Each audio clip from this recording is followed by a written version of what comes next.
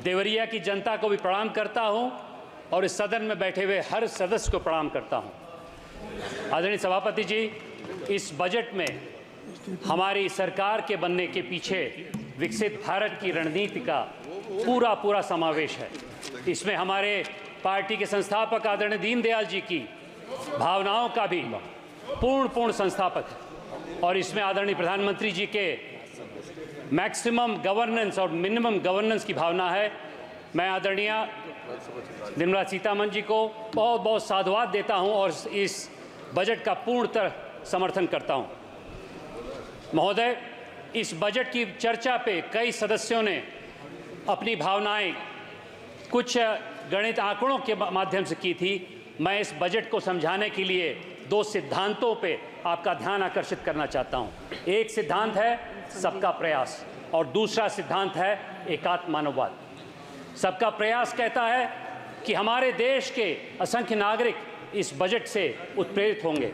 इस बजट से ही पिछले साल 8.2% की बढ़त हमारे अर्थव्यवस्था को हुई थी और मुझे पूरा विश्वास है कि आने वाले समय में 7% ज़्यादा होगी और उसके होते होते हम लोग अगले 5 साल में पूरे विश्व की तीसरी बड़ी अर्थव्यवस्था होंगी।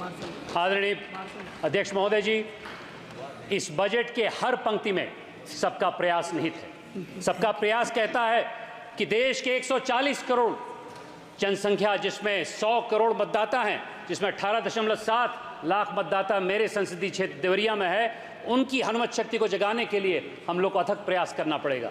आदरणीय सभापति जी, इसमें मेरे क्षेत्र के हर नागरिक की ऊर्जा निहित है। यह बजट आज अधिकांश भारत लगभग 80 करोड़ नागरिक उभरते मध्यवर्गीय हैं। यह बजट इस मध्यवर्गीय भारत को उत्साहित करता है। सबके प्रयास में सामाजिक शक्ति, सरकार की शक्ति और बाजार से जुड़ने से देश की अर्थव्यवस्था केवल सरकारी निवेश पर निर्भर नहीं रहती है अध्यक्ष महोदय जी, बल्कि सरकार का निवेश समाज को और उद्यमिता को वेग देता है। यह सोच विकसित भारत के लिए अति आवश्यक है। सबके प्रयास से ही हमारे देश ने कोरोना काल में अपनी डेफिसिट को 9.2% तक सीमित रखा, जबकि पूरे विश्व में बड़े बड़े देश 15% जा चुके थे। इसी के होते होते स्वच्छ भारत में, जल जीवन मिशन में अथवा चंद्रयान की उड़ान में सबके प्रयास की आभा निहित है। इसी के होते होते इस बजट में छोटे जिले और शहरों में एमएसएमई में उत्साह जगाएंगे।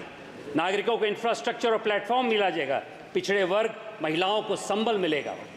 यह बजट देवरिया की मालती यादव को प्रोत्साहित करेगा, जो आज की तारीख में जो मुद्रा लोन 10 लाख की थी वह 20 लाख की होगी। मेरे संसदीय क्षेत्र में चौरसिया जी जो ग्राम प्रधान है, उनको उत्साहित करेगा, क्योंकि उनको मालूम है कि 16,000 करोड़ का प्रधानमंत्री सड़क योजना उनके सामने आएगी। वहाँ के ब्रजेश तिवारी को उत्साहित करेगा जब उनको मालूम पड़ेगा कि 2.5 लाख करोड़ रेल का निवेश इसमें हो रहा है। आदरणीय अध्यक्ष महोदय जी, 8.8 लाख करोड़ का निवेश आज की तारीख में टेलीकॉम में होगा, तो मेरे संसदीय क्षेत्र में लोग उद्यमिता को डिजिटल से भी आगे ले जाएंगे। सभापति महोदय, सबका प्रयास एक कारण है कि हमारी फिस्कल डेफिसिट 5.6% से 4.9% तक आ गई है और अगले 1 साल में 4.5% तक नीचे जाएगी। दूसरा बिंदु जो बजट में समाहित है, एकात्म मानववाद की सोच। ये 80 करोड़ उभरते मध्य वर्ग के लिए संजीवनी होगा।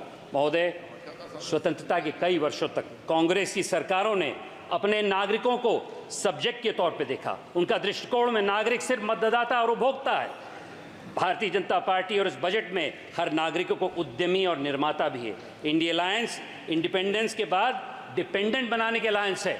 इनका असली मायना डिपेंडेंट है। ये नागरिक को अपने पैरों पर नहीं खड़ा होने देना चाहती। यह बजट उनकी सोच पे बहुत बड़ा प्रहार है। यह बजट देवरिया और कुशीनगर जैसे टियर 2 और टियर 3 जिलों में रहने वाले जाति धर्म के परे भाजपा के समर्थकों के लिए है। कई सालों तक अंग्रेजी बोलने वाले बड़े शहर में बड़े पले कांग्रेस के खानदानी लोगों ने देश पर राज किया। सभापति महोदय जी, मैं कहना चाहता हूं, यदि आदरणीय शशि थरूर जी ने, आदरणीय महुआ मोइत्रा जी ने और आदरणीय दयानिधि मरन जी ने मलयालम, बंगाली और तमिल में बजट में चर्चा रखी होती तो शायद सदन और देश को ज़्यादा शोभा देता। स्वतंत्र भारत का कटु सच तो ये है कि वही अंग्रेजी बोलने वाले वर्ग ने उन क्षेत्रों और नागरिकों को उपेक्षित रखा जहां स्वतंत्रता की असली लड़ाई लड़ी गई थी।